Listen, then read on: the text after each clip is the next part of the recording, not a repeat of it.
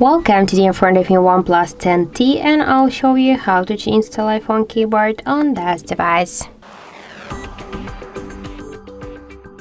So first let's open Play Store application, and then here in the search bar we should enter green Apple keyboard.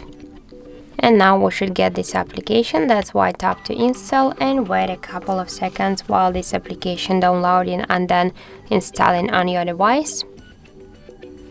After that, tap here to open and click enabling settings. Now near green Apple keyboard, click once on the switcher, tap to OK and go back. Then click to switch input methods and switch your currently keyboard to green Apple keyboard.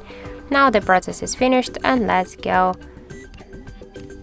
for example, here to the app search to see the new look of our keyboard, and this keyboard is so close to the iPhone 1 as the all of the emojis.